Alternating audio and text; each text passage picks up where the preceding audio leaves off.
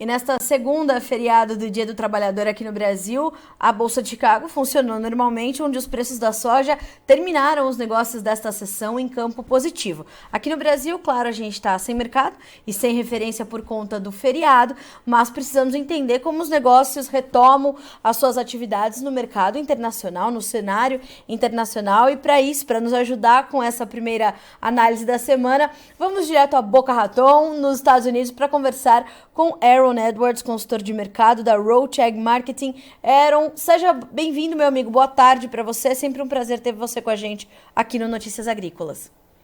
Boa tarde. Aaron, começamos a semana em campo positivo, o preço subindo. Teve motivo para isso? Olha, notícia encorajadora, né? A negociação de hoje. O principal fator para mim que foi encorajador foi a sustentação do farelo.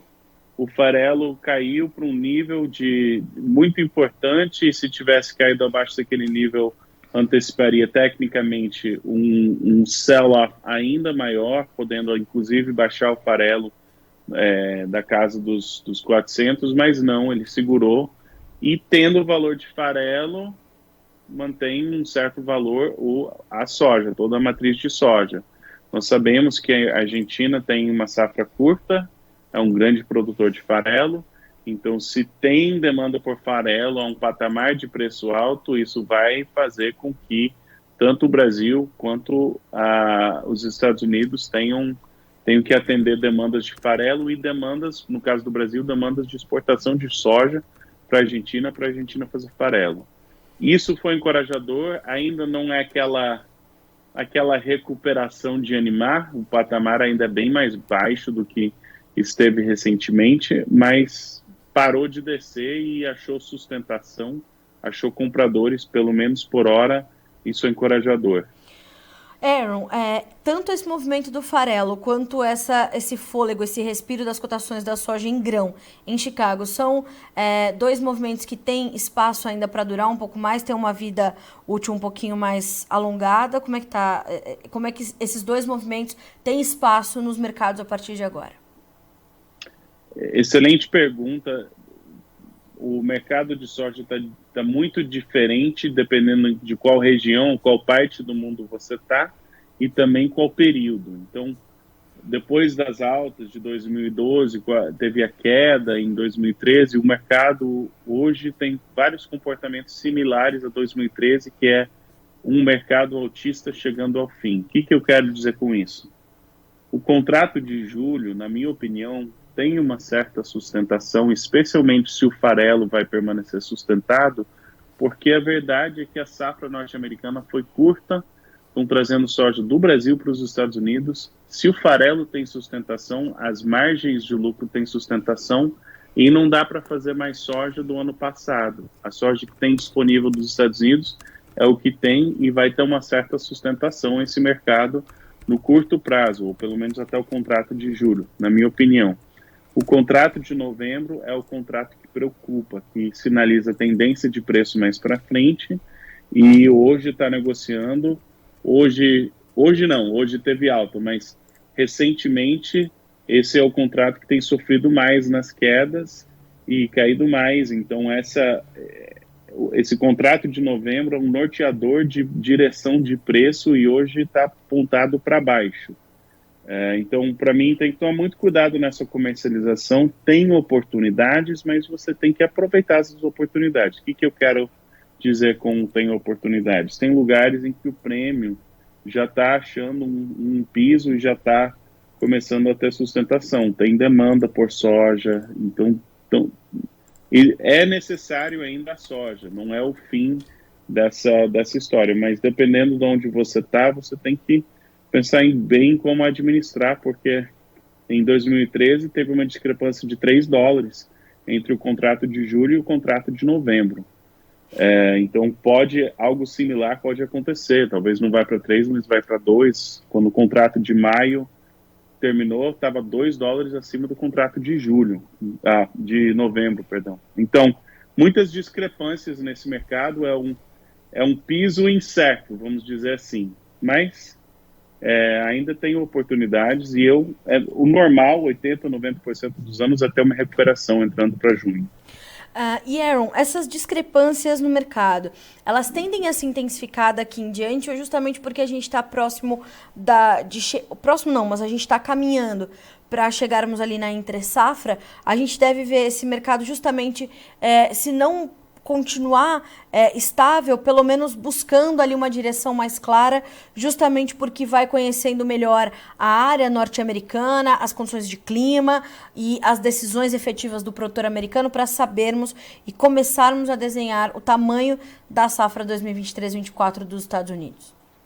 Exatamente. A tendência do prêmio no Brasil seria valorização, né? A tendência, especialmente em safra grande, é que o prêmio vai ganhando força. Agora, parte dessa força que o prêmio ganha é a escassez cada vez maior do grão no Brasil e parte é, sazonalmente, uma queda de Chicago. Então, o normal seria, mesmo que tenha mais uma ou duas arrancadas nesse preço, o normal, depois de meados de junho, é que esse mercado entra desliza mais, né, em uma queda ainda maior. Então, não é necessariamente uma notícia boa de longo prazo para preço, mas no curto prazo uma recuperação é plenamente possível.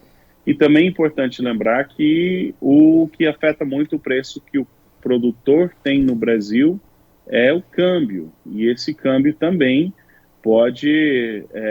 o real pode desvalorizar frente ao dólar, trazendo um certo suporte aos preços no mercado doméstico no futuro. Então, é um mercado com bastante leituras e fatores dispersos, mas o macro que está acontecendo é um mercado altista chegando ao fim.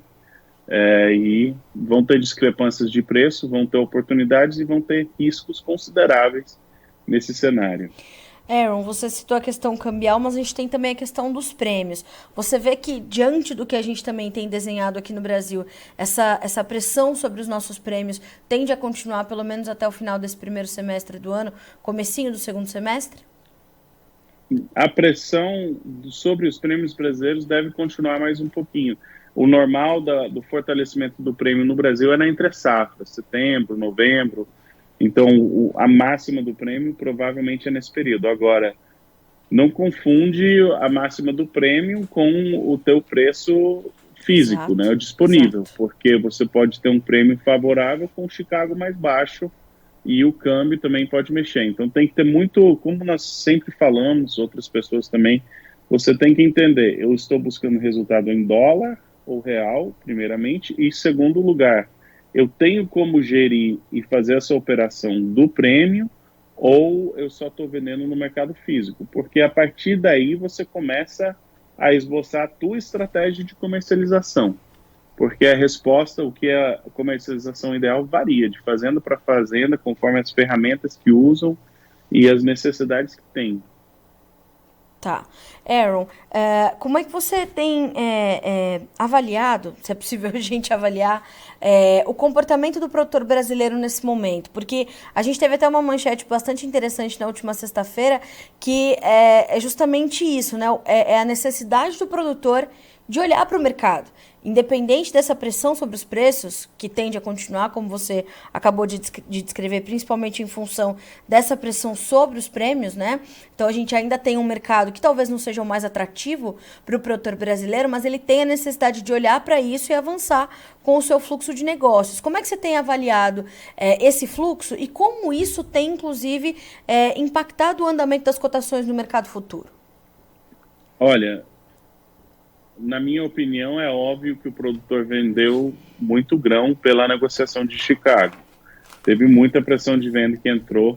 Sim, os fundos desfizeram parte de suas posições, mas a pressão que foi exercida sobre o mercado recentemente é evidência, na minha opinião, que muito produtor abriu mão de inventário, inclusive trazendo pressão de venda sobre os contratos mais próximos, ou nos contratos de vencimento mais próximo. Contrato de julho, de maio, enfim. Mais para frente, o Brasil ainda vai ter mais soja disponível no segundo semestre do que tinha ano passado, porque a safra é muito maior. De forma geral, o produtor brasileiro está mais capitalizado do que estava, então tem essa condição de segurar. E é assim que terminam mercados altistas. Começa a sobrar grão e o produtor segura, geralmente ele carrega esse inventário e para o mundo é bom, você tem mais grãos disponíveis. Para o produtor é uma situação mais complexa, porque ele está segurando o inventário que está valendo cada vez menos. Tá.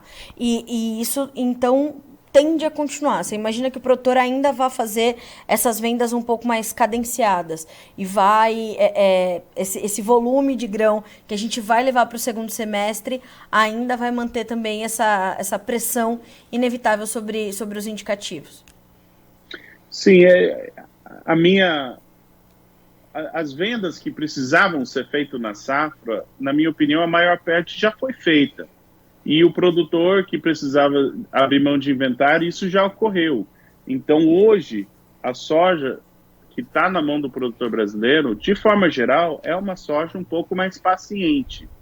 E, sendo mais paciente, você vai ter que, o comprador vai ter que falar, não, eu ainda preciso dessa soja, vamos ver um preço que essa soja troca de mãos, que é justamente nesse momento que o prêmio recupera, ou então você tem uma relação maior quando o câmbio favorece, aí o produtor vende, mas não são aquelas vendas de desespero, não são aquelas vendas que não importa o preço, está abrindo mão do inventário. A minha opinião é que daqui para frente o comportamento do mercado físico no Brasil vai ter um comportamento um pouco mais de escadinha, que sobe um pouquinho, aí todas as vendas naquele patamar que precisam ser feitas vão ser feitas, aí pode cair um pouquinho mais, sobe de novo, mas tem que achar aonde que o produtor vai estar vendendo. E isso geralmente costuma ser uma recuperação em escadinha até certo ponto.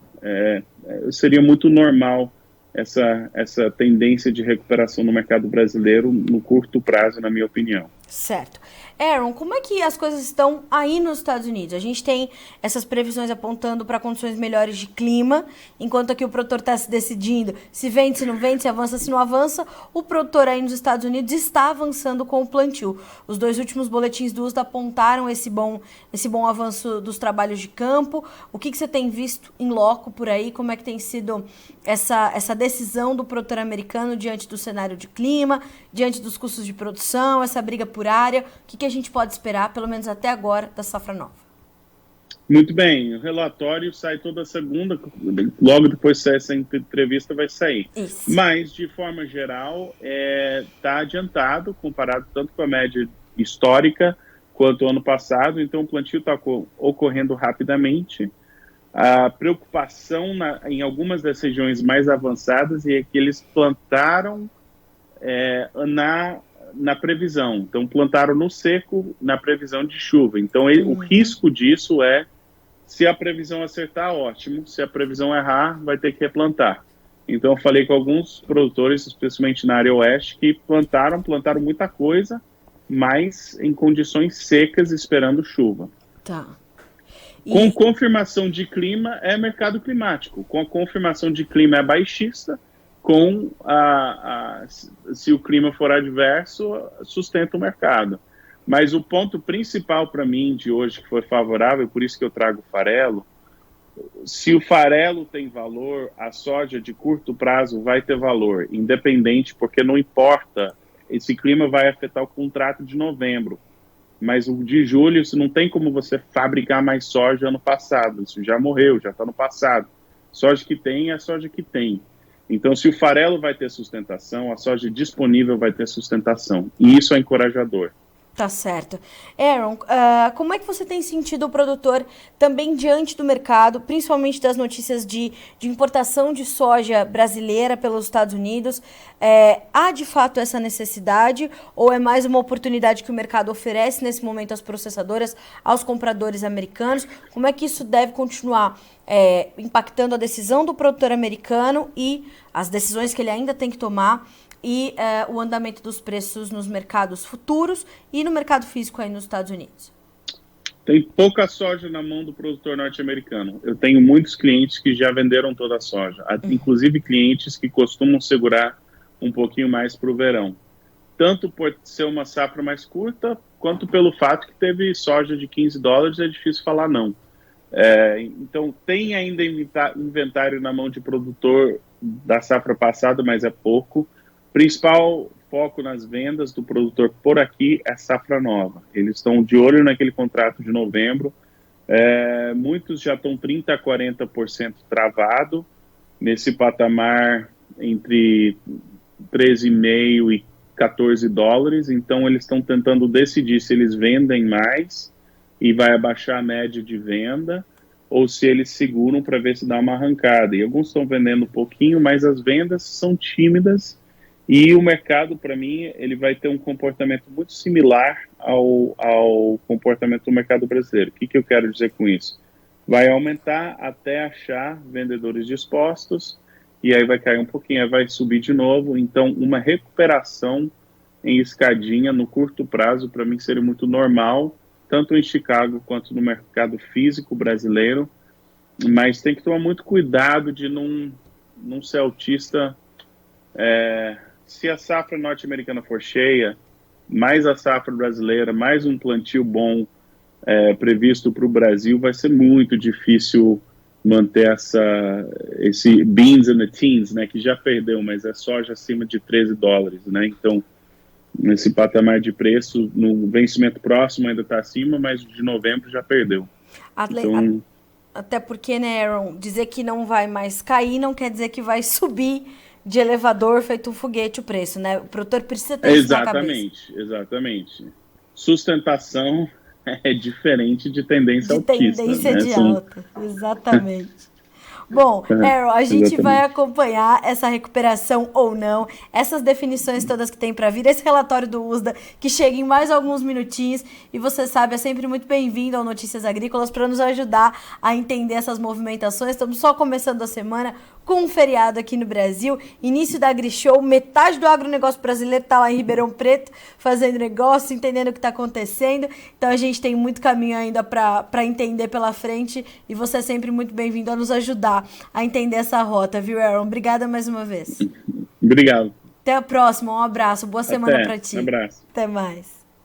Senhoras e senhores, Aaron Edwards trazendo notícias importantes. Os preços podem encontrar um suporte, né? Uma sustentação. Isso não quer dizer que os preços vão voltar a subir, porque a gente ainda tem fundamentos que exercem pressão sobre as cotações, né? Então a gente vê que recentemente houve uma necessidade de venda do produtor brasileiro, que ele inclusive colocou em prática. Isso também ajudou a exercer alguma pressão sobre os preços que já vinham pressionados, então essa pressão de venda aconteceu.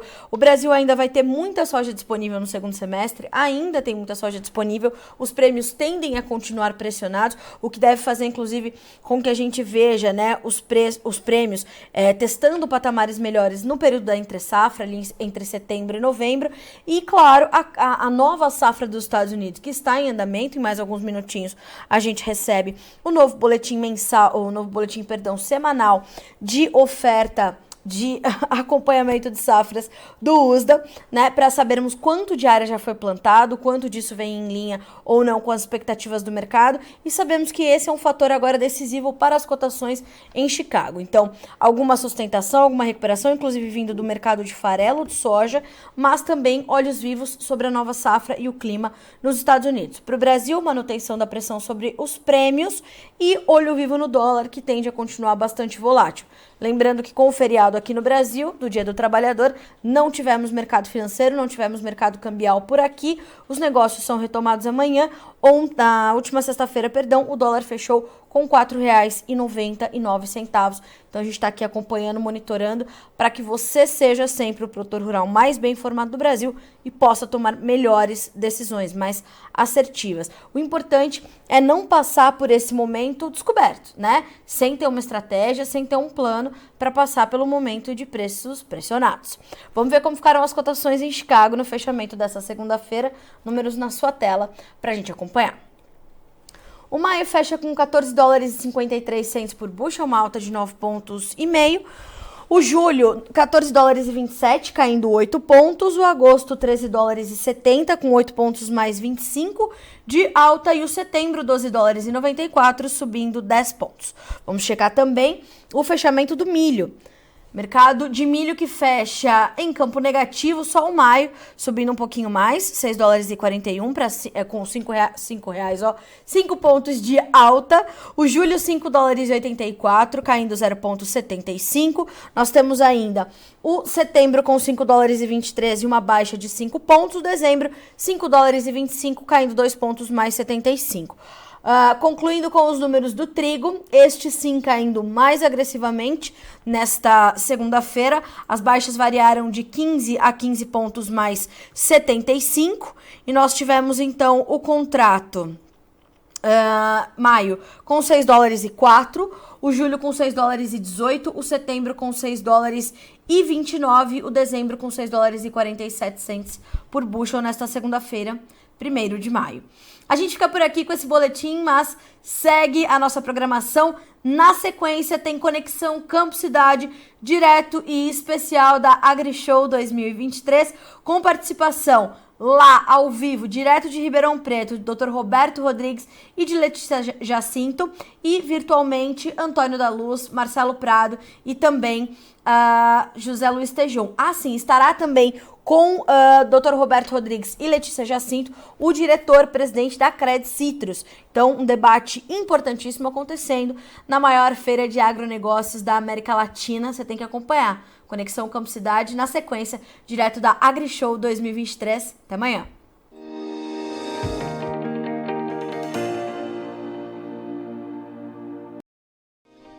Se inscreva em nossas mídias sociais. No Facebook, Notícias Agrícolas. No Instagram, @Notícias Agrícolas. E em nosso Twitter, @Norteagri. E para não perder nenhum vídeo, não se esqueça de nos acompanhar no YouTube e na Twitch, Notícias Agrícolas Oficial.